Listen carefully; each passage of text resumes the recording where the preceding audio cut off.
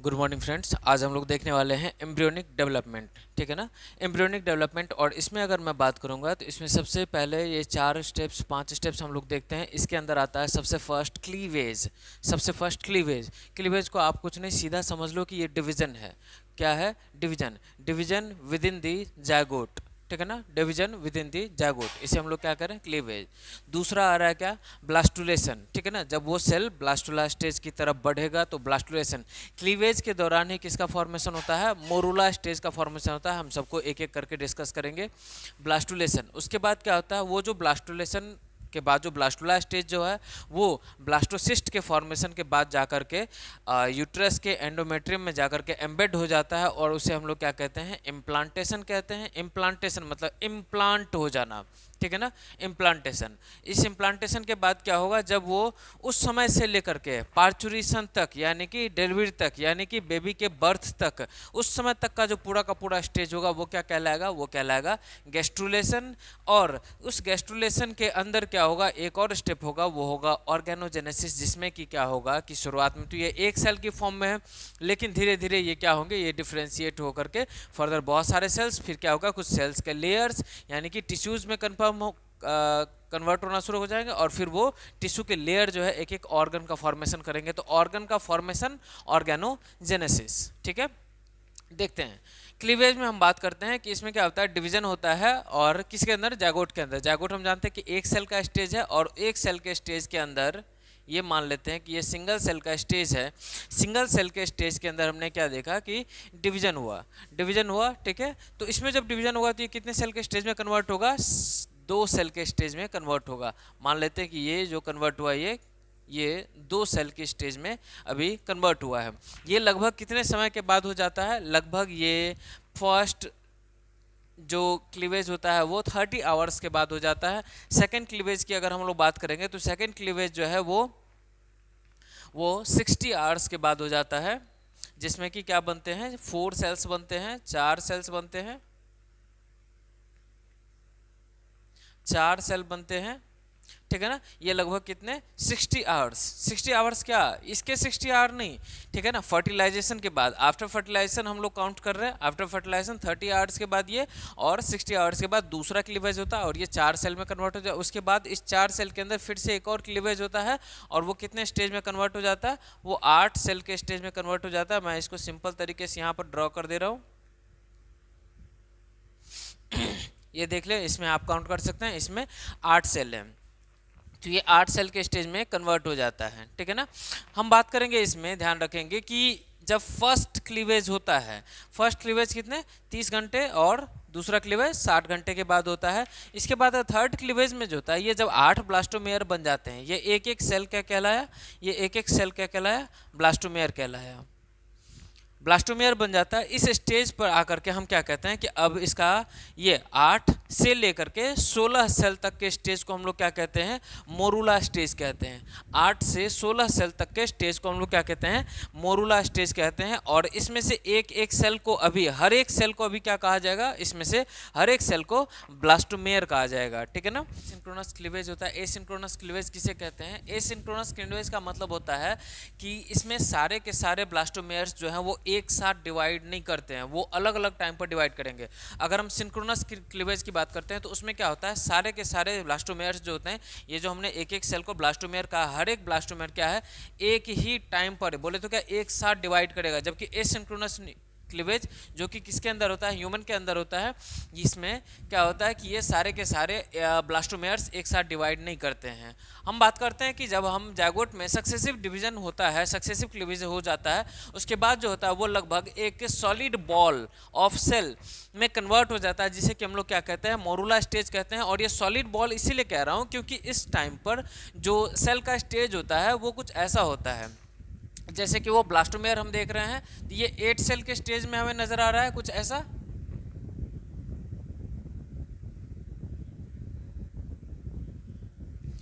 ये हमें 8 सेल की स्टेज में नज़र आ रहा है, तो 8 से 16 सेल के स्टेज को हम लोग क्या कहते हैं, मोरूला स्टेज कहते हैं। इस स्टेज में आप देख पा रहे होगा कि ये सेल्स के बीच में स्पेस बिल्कुल कम है, सेल्स के बीच में स्पेस बहुत कम है, और ये सारे के सारे सेल्स क्या है, कॉम्पैक्टली पैक्ड हैं, टाइटली पैक्ड हैं। तो इसको हम लोग क्या कहते हैं, सॉलिड बॉल ऑफ सेल कहते हैं, जो कि किस स्टेज को डिनोट करता है, मोरूला स्टेज को डिनोट करता है, ठीक है ना।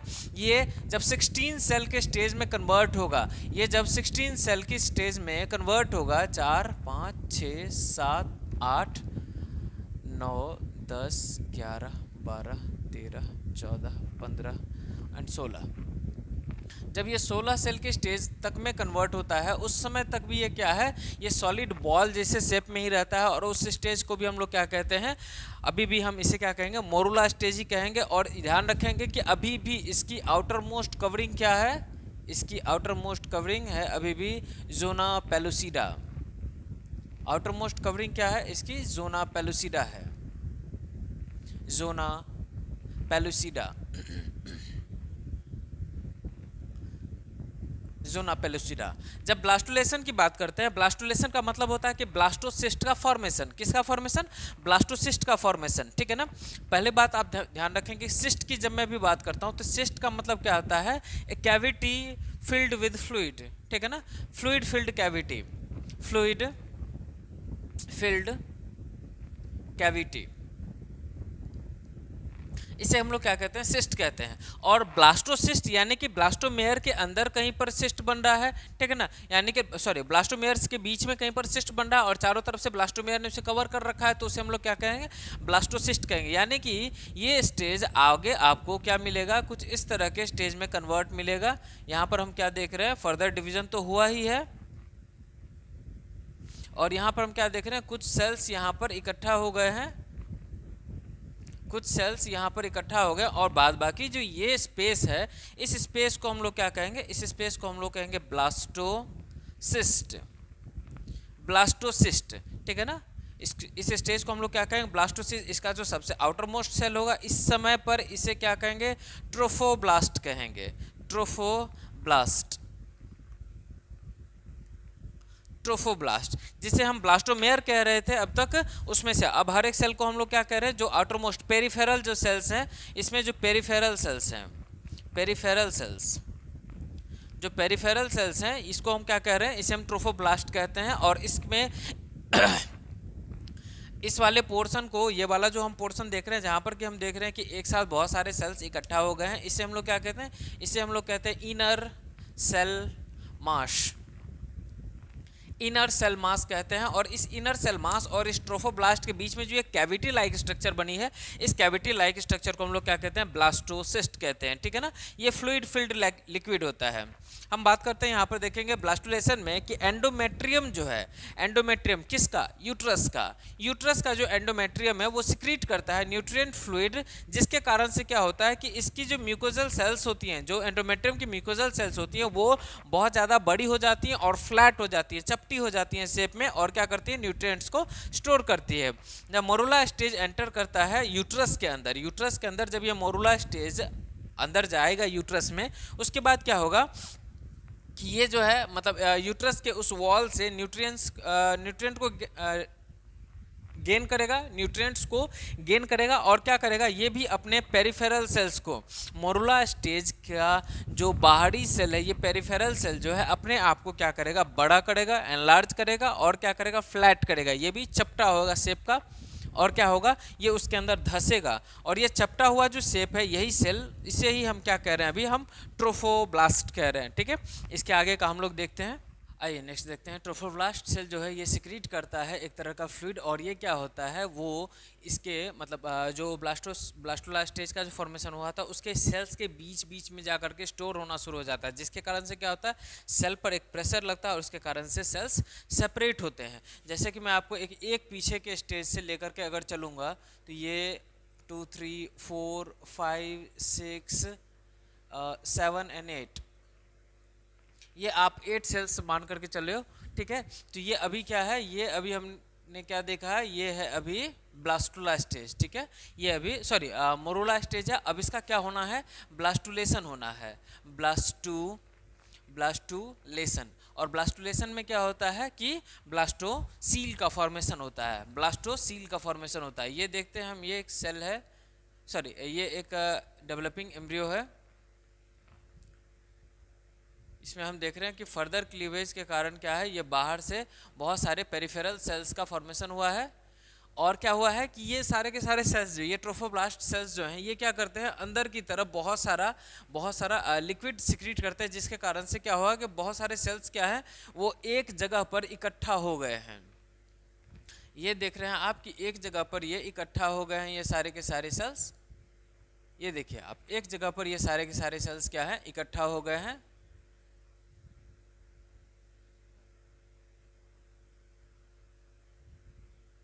ये सारे सेल्स एक जगह पर इकट्ठा हो गए हैं, और इस जगह को, जिस जगह पर ये इकट्ठा हुए हैं, इस जगह को क्या कहा जाता है, इस जगह को कहा जाता है एम्ब्रियोनल नॉब। इसे क्या कहा जाता है, एम्ब्रियोनल ब्रियोनल नॉब, KNOB नॉब, एक बटन शेप स्ट्रक्चर, ठीक है ना, ये एम्ब्रियोनल नॉब, ठीक है ना। और इसमें इस एम्ब्रियोनल नॉब के पास ये जो बहुत सारा सेल एक क्लस्टर की फॉर्म में जमा हो गया है, इसे हम लोग क्या कहते हैं, इसे हम लोग कहते हैं इनर सेल मास। ये जो आपको दिख रहा है ये वाला, ये यही इनर सेल मास है, ठीक है ना, इनर सेल मास। और ये जो कैविटी जैसा स्ट्रक्चर दिख रहा है, इस कैविटी को क्या कहा जाता है, चूंकि हम जानते हैं कि सील वर्ड यूज किया जाता है, COEL, सील वर्ड यूज किया जाता है किसी भी बॉडी कैविटी के लिए। और बॉडी कैविटी, और यहाँ पर चूंकि जिस स्टेज के अंदर हुआ है तो उसके कारण से हम यहाँ पर ब्लास्टो वर्ड लगाते हैं, ये क्या बन जाता है, ब्लास्टोसील, ठीक है। और ये ब्लास्टोसील डेवलपिंग स्टेज, ये स्टेज जो है, इस स्टेज को हम लोग क्या कहेंगे, इस स्टेज को हम लोग कहेंगे ब्लास्टोसिस्ट।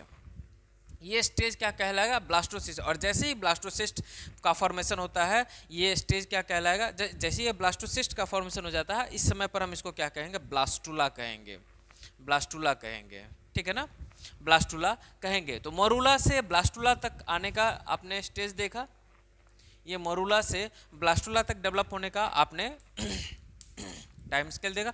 अब हम देखेंगे यहाँ पर कि ट्रोफोब्लास्ट सेल जो है वो कांटेक्ट में आते हैं किसके, एम्ब्रियोनल, ट्रोफोब्लास्ट सेल जो एम्ब्रियोनल नॉब के कांटेक्ट में होते हैं, इसे क्या कहा जाता है, रॉबर कहा जाता है। जो कि एम्ब्रियोनल नॉब के संपर्क में जो ट्रोफोब्लास्ट सेल्स होते हैं, इसे क्या कहा जाता है, इसे रॉबर कहा जाता है, ठीक है।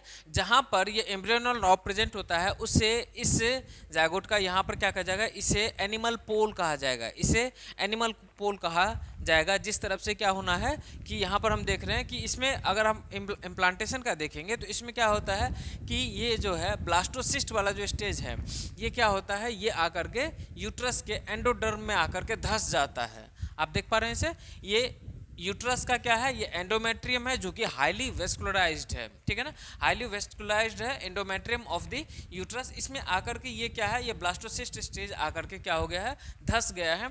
और इस धसने के कारण क्या है कि ये जो सेल्स हैं इसके अंदर क्या है कि एक फिंगर लाइक प्रोजेक्शंस बनाते हैं, जिसे कि हम लोग क्या कहते हैं, विलाई कहते हैं, ठीक है। और ये चूंकि कोरियन लेयर के सामने से फॉर्मेशन हुआ है तो इसे हम लोग क्या कहते हैं, कोरियोनिक विलाई कहते हैं, ठीक है। और ये कोरियोनिक विलाई के पास ही ये डेवलपिंग प्लेसेंटा है जो कि इसको न्यूट्रिशन प्रोवाइड करेगा। इसमें हम देखते हैं कि ये जो स्टेज हमारा दिख रहा है, इस स्टेज में जब इम्प्लांटेशन हुआ है तब यहाँ पर हम देखते हैं कि बीच में एक सेल लेयर का फॉर्मेशन होता है जिसे हम लोग इपीब्लास्ट कहते हैं। इपीब्लास्ट के जस्ट नीचे एक और सेल लेयर का फॉर्मेशन होता है जिसे कि हम लोग हाइपोब्लास्ट कहते हैं, ठीक है, हाइपोब्लास्ट। और उसके बाद क्या होता है कि ये हाइपोब्लास्ट और इपीब्लास्ट बनने के कारण ये कैविटी जो है ये दो भाग में कवर डिवाइडेड हो जाती है। पहले को हम कहते हैं एमनियोटिक कैविटी और दूसरे को हम कहते हैं प्राइमरी एम्ब्रियो शैक। और ये एमनियोटिक कैविटी को जो लाइन कर रही है पूरी की पूरी स्ट्रक्चर है, इसे हम लोग क्या कहते हैं, एमनियोन कहते हैं, ठीक है ना। ये हमारा क्या है, इम्प्लांटेड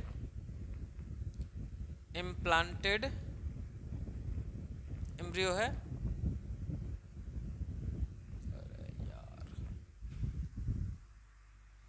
ये हमारा इम्प्लांटेड ब्लास्टोसिस्ट है, ब्लास्टोसिस्ट है। नेक्स्ट देखते हैं हम लोग इसका गैस्ट्रुलेशन, आइए देखते हैं। The surface cells of trophoblast give rise to finger like structure, जिसे कि मैंने कहा भी था, उसे कोरियोनिक विलाई कहते हैं, ठीक है ना। इसके बाद हम देखते हैं कि ये क्या करता है कि which helps in the fixation, उसको फिक्स करने में हेल्प करता है ब्लास्टोसिस्ट को। और क्या करता है, ये एंडोमेट्रियम ऑफ यूट्रस से क्या करता है, न्यूट्रिशन को गेन करता है। Implantation causes the nutrient and enrichment of embryo and enlargement of this cells और that leads to the formation of uterine part of the placenta, जिसे कि हम लोग क्या कहते हैं, डेसिडुआ कहते हैं।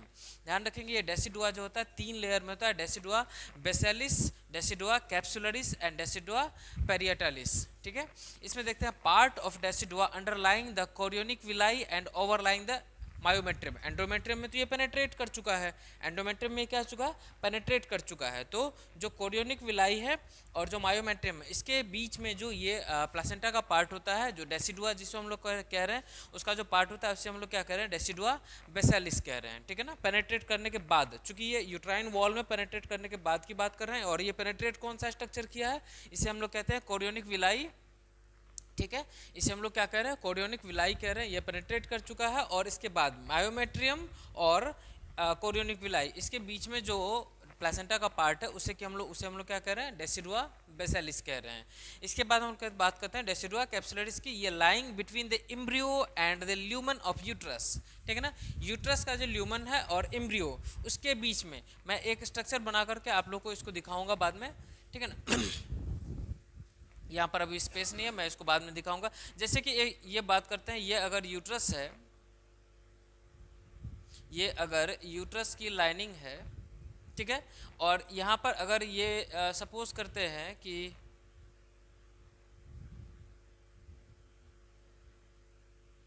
ठीक है, ये फैलोपियन ट्यूब गया है, ये इसका एंडोमेट्रियम हो गया, ये इसका एंडोमेट्रियम हो गया। अगर यहाँ पर ये एम्ब्रियो इम्प्लांट हुआ है, तो यूट्रस का ल्यूमन कौन सा हुआ, यूट्रस का ल्यूमन हुआ ये। ठीक है ना, यूट्रस के lumen of the uterus and embryo, ये एम्ब्रियो है और ये यूट्रस का ल्यूमन है। इसके बीच में एक कवरिंग बनेगा, जो कि क्या कहलाता है, ये कवरिंग आधा ही रहता है। इस कवरिंग को हम लोग क्या कहते हैं, डेसिडुआ कैप्सुलरिस। ठीक है ना, इस एम्ब्रियो का जो कोरियोनिक विलाई अंदर बन गया, तो ये एंडोमेट्रियम है। एंडोमेट्रियम के बाद यहाँ पर क्या मैंने बनाया हुआ था, ये है मायोमेट्रियम। इस दोनों के बीच में जो एक लेयर बना, उसे क्या कहते हैं, उसे कहते हैं डेसिडुआ बेसिलिस। ठीक है ना, और तीसरा आ जाता है डेसिडुआ पेरिएटालिस, जिसे कि हम लोग कहते हैं decidua that lines the uterus और at places other than attachment of the embryo. ठीक है ना, ये कहां पर बनेगा, मैं आपको दिखा रहा हूं, ये इस जगह पर बनेगा ऐसे, other than the places of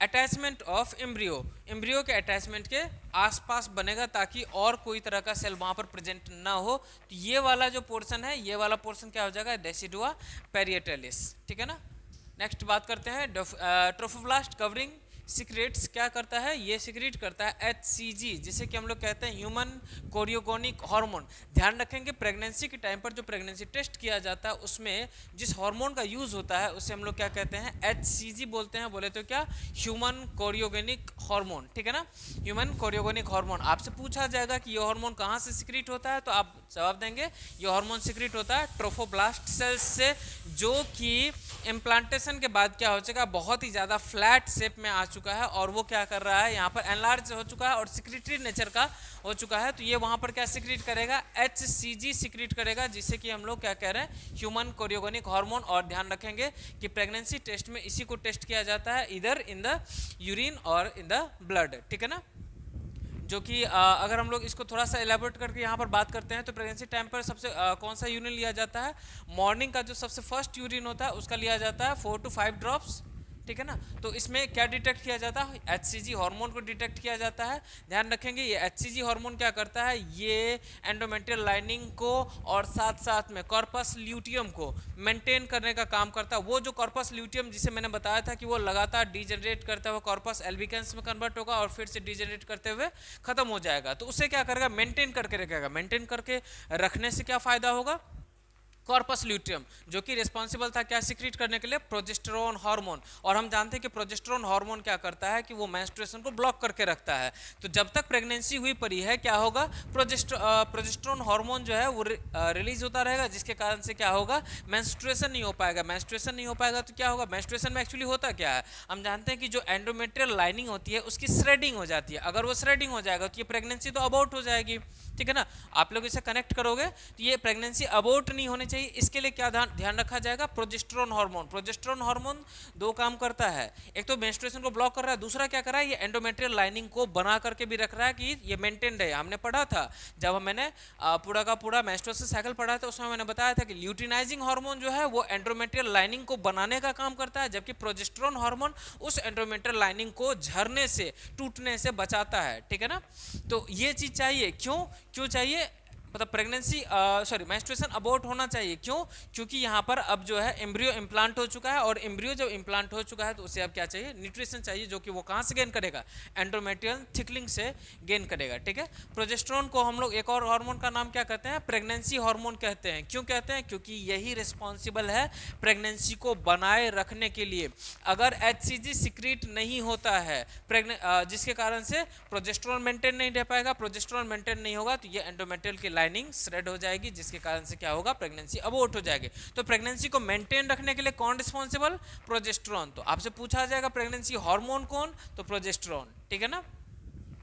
बात करते हैं प्रोजेस्टेरोन जो है ये ऑल्सो सिक्रीट होता है कहाँ से, प्लासेंटा से, दो जगह से। एक तो मैंने बात की अभी किसकी, ओवरी की, ओवरी में किसकी, कोरियोनिक, ठीक है ना, सॉरी कॉर्पस ल्यूटियम की, ठीक है, कॉर्पस ल्यूटियम। और कॉर्पस ल्यूटियम के अलावा प्रोजेस्टेरोन और कहाँ से सिक्रीट हो रहा है, ये सिक्रीट हो रहा है जो एम्ब्रियो का डेवलप्ड प्लासेंटा है उससे, ठीक है ना। ये खुद से भी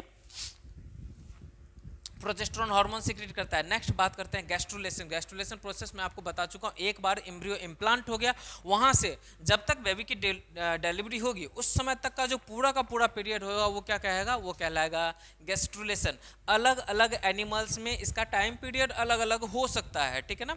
नेक्स्ट बात करती है कैरेक्टराइज्ड होता है किससे, सेल्स के मूवमेंट से। किसके सेल्स, ये जो हम देख रहे हैं यहाँ पर अभी जो इम्प्लांटेड ब्लास्टोसिस्ट है, जिसका कि हम ये क्या देख रहे हैं, ये हम एम्ब्रियोनल नॉब देख रहे हैं, जहां पर कि एक्चुअली एम्ब्रियो का फॉर्मेशन होना है। तो ये एम्ब्रियो का जो नॉब है, जहां पर कि इसे हम लोग क्या कह रहे हैं, इस वाले स्ट्रक्चर को हम लोग कह रहे हैं इनर सेल मास। मैंने अभी आपको बताया था भी, इनर सेल मास। यहाँ पर सेल का एक क्लस्टर आकर के इकट्ठा हो जाता है, किसके कारण से, इन ट्रोफोब्लास्ट सेल्स के सिक्रीटरी नेचर के कारण, जिसके कारण ये क्या करते हैं, अपनी कैविटी के अंदर बहुत सारा फ्लूइड सिक्रीट करते हैं, जिसके कारण से सेल्स जो है वो प्रेशराइज्ड होकर के एक तरफ जाकर के इकट्ठा हो जाती हैं। तो इसे हम लोग क्या कहते हैं, इनर सेल मास कहते हैं। और यहाँ पर जो कैविटी का फॉर्मेशन कहते हैं उसे हम लोग क्या कहते हैं, चूंकि एक तरह का बॉडी कैविटी है तो बॉडी कैविटी को हम लोग क्या कहते हैं, सील कहते हैं। क्या कहते हैं, सील कहते हैं। और चूंकि ये अभी एक ब्लास्ट स्टेज है, ब्लास्टुला स्टेज है, तो ब्लास्टुला स्टेज को लाने के लिए जो सील का फॉर्मेशन हुआ है उसे हम लोग क्या कहते हैं, ब्लास्टोसील कहते हैं। ब्लास्टोसील के फॉर्मेशन के साथ ही किसमें कन्वर्ट होता है, ब्लास्टोसिस्ट में। अब ये ब्लास्टोसिस्ट जाकर के एम्बेड हो जाएगा एंडोमेट्रियम में, और वहां पर उसके अंदर क्या क्या चेंजिंग देखने के लिए मिलेंगे, देखिएगा। ये क्या होता है, इसके कुछ सेल्स जो है कॉल्यूमनर शेप में कन्वर्ट हो जाते हैं। मैंने पहले की भी स्टेज में मैंने पहले बताया हुआ है कि columnar stage and cuboidal stage, इस दो स्टेज में सेल को आना जरूरी होता है ताकि वो सिक्रीटरी नेचर को गेन कर सके। जब तक वो फ्लैटेंड शेप के रहेंगे या फिर सर्कुलर शेप के रहेंगे, वो सिक्रीटरी नेचर को गेन नहीं कर पाते हैं। उन्हें सिक्रीटरी नेचर का होने के लिए इस दो स्टेज में आना पड़ता है, ठीक है ना। तो वो अपने आप को मॉडिफाई करते हैं। आप देख सकते हैं कि ये सेल्स अपने आप को मॉडिफाई करके किस शेप में ला रहे हैं, कॉलम्स लाइक शेप में ला रहे हैं, या फिर क्यूब लाइक शेप में लाएंगे, ठीक है ना। या फिर वो किस शेप में आएंगे, क्यूब लाइक शेप में आएंगे, या फिर कॉलम्स लाइक शेप में आएंगे, ठीक है ना। इन कॉल्यूमनर सेल्स को अभी हम लोग क्या कह रहे हैं, इपीब्लास्ट कह रहे हैं, ठीक है ना, इपीब्लास्ट। इसके जस्ट नीचे एक और लेयर का फॉर्मेशन होगा जिसे कि हम लोग क्या कहेंगे, इस लेयर को हम लोग कहेंगे हाइपोब्लास्ट। हाइपोब्लास्ट, देखिए नाम सिंपल है। अगर इसके मतलब इसके ऊपर वाला लेयर है तो इपी बोले तो ऊपर, और हाइपो किसके लिए यूज किया जाता है, नीचे के लिए। हाइपर एक्सेसिव ऊपर के लिए यूज किया जाता है। तो यहाँ पर हाइपो, इसके जस्ट नीचे का ये लेयर है तो हाइपोब्लास्ट, और यहाँ पर फिर से जो कैविटी बनी है उसे हम लोग ब्लास्टोसील कह देंगे, सेम, ठीक है ना। नेक्स्ट हम लोग बात करते हैं कि इन सेल्स के बीच में भी क्या होता है, सिप्रेशन होता है। किसके कारण से, यहाँ भी सिक्रीटरी नेचर के कारण सेल्स सिक्रीट करेंगे और ये सेल्स खुद ही प्रेशराइज होकर के बीच में आ जाएंगे। यहाँ पर ये फिर से क्या है, ये इपीब्लास्ट है, बोलते चलो आप लोग। ये वाला क्या कहलाएगा, ये कहलाएगा हाइपोब्लास्ट, और यहाँ पर ये फिर से वही ब्लास्टोसील। और अब यहाँ पर क्या होगा, ये न्यूट्रिएंट रिच होने के कारण यहाँ पर इसे हम लोग यॉर्क सैक कहते हैं। जस्ट पीछे के एक चार्ट में मैंने बनाया भी था इसका फोटो, ठीक है ना। इसे हम लोग क्या कहते हैं, यॉर्क सैक कहते हैं। और चूंकि ये यॉर्क सैक अभी पहली बार यहाँ पर फॉर्मेशन हुआ है, तो इसे हम लोग क्या कहते हैं, प्राइमरी यॉर्क सैक कहते हैं, ठीक है ना। इसे हम लोग क्या कहेंगे, प्राइमरी यॉर्क सैक कहेंगे। यहाँ पर भी आप इसे प्राइमरी यॉर्क सैक ही कहोगे, क्योंकि यही प्राइमरी यॉर्क सैक यहाँ भी मेंटेन है, ठीक है ना। और यहाँ पर ध्यान रखेंगे कि ये जो लेयर यहाँ पर फॉर्मेशन हुआ है, इस लेयर और इसके बीच में ये एपिब्लास्ट, इसके बीच में ये जो कैविटी फॉर्मेशन हुआ है, इसे हम लोग क्या कर रहे हैं, जो कि यहाँ पर सिक्रेट इन सेल्स के सिक्रेटरी नेचर के कारण जो ये फॉर्मेशन हुआ था, इसको हम लोग क्या कर रहे हैं, इसे हम लोग कह रहे हैं amniotic cavity, amniotic amniotic cavity, amniotic cavity. और ऑब्वियसली बात है कि इसके अंदर जो फ्लूइड भरा हुआ, आप लोगों से क्या कहोगे, आप लोगों से कहोगे एमनियोटिक फ्लूइड, ठीक है। एमनियोटिक फ्लूइड कहेंगे, जिसमें कि हम क्या कहते हैं, हम जानते हैं यूजुअली कि जो ह्यूमन बेबी होता है वो एमनियोटिक फ्लूइड में ही फ्लोट करता रहता है, तो वो यही एमनियोटिक फ्लूइड है, ठीक है ना। अब हम एमनियोटिक फ्लूइड की बात कर रहे हैं, तो ऑब्वियसली बात है कि इस पार्ट को हम लोग क्या कहेंगे, इस पार्ट को हम लोग एमनियन कहेंगे, ठीक है ना। इस पार्ट को हम लोग एमनियन कहेंगे। और ये वाला जो होगा, ये अभी से फिर से क्या है, ये प्राइमरी यॉर्क सैक है, प्राइमरी यॉर्क सैक,